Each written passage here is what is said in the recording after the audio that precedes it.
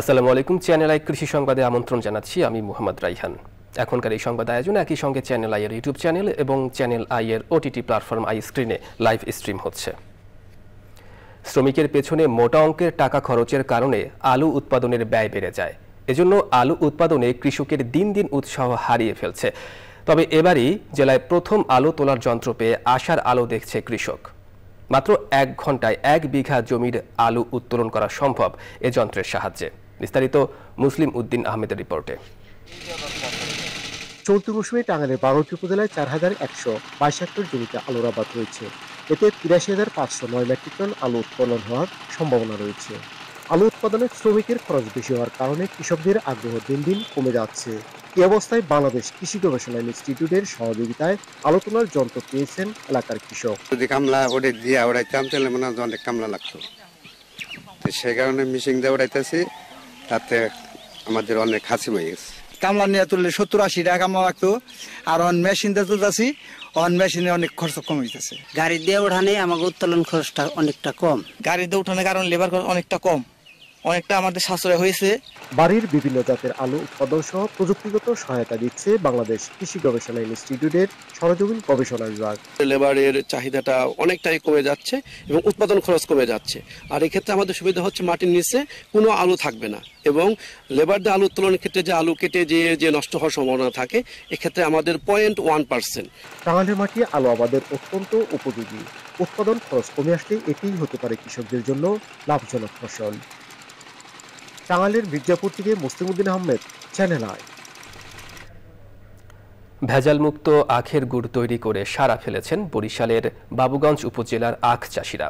বিশেষ করে এই আখের গুড় ভেজালমুক্ত ও খনিজ পদার্থযুক্ত হওয়ায় এর চাহিদা বেড়েছে কয়েক গুণ। তাই এ গুড় বানাতে এখন দিনভর কাজ করে যাচ্ছেন চাষিরা। পবিত্র রমজান মাসে এই গুড়ের চাহিদা কয়েক গুণ বেড়েছে। বরিশালের বাবুগঞ্জ থেকে সাইদ পান্থর তথ্য ভিডিও চিত্রে আল মুকসিদের রিপোর্ট। বরিশালে সবচেয়ে বেশি আখের গুড় তৈরি হয় বাবুগঞ্জ উপজেলার বিভিন্ন এলাকায়। ক্ষেতের পাশেই স্থানীয় পদ্ধতিতে গুড় উৎপাদন ও বিক্রি করে চাষিরা লাভবান হচ্ছেন। এতে করে আগামীতে এই অঞ্চলে আখ চাষ আরো বাড়বে বলে জানান চাষিরা। তারপর আমি 30% করছি, যদি আর্থিক সহযোগিতা পাই সরকারের কাছ থেকে তাহলে আরো বাড়াই করবো ইনশাআল্লাহ। আমরা আখ মারাই করি 800 জনে, এই আখ মারাই করে ভাই করে গুড় বানাই দৈনিক 500 কেজি।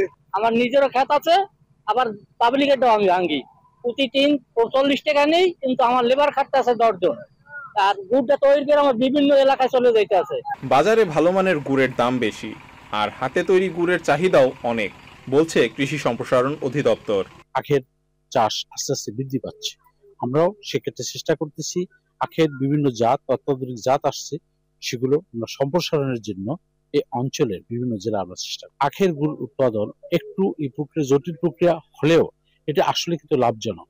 লাভজনক আমরা লাভ তখনই দেখব যখন ব্যাপক জমিতে এই ধরনের আবাদ হবে।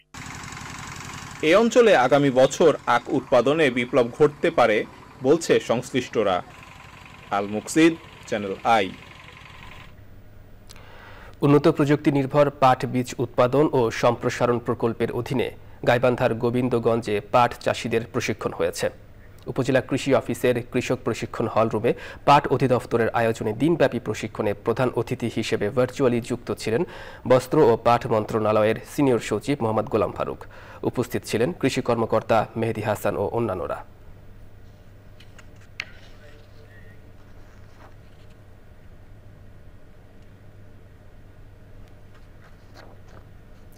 চ্যানেল আই কৃষি সংবাদের আজকের আয়োজনে পর্যন্তই। পরবর্তী সংবাদ আয়োজনে আমন্ত্রণ জানিয়ে শেষ করছি। ধন্যবাদ সবাইকে।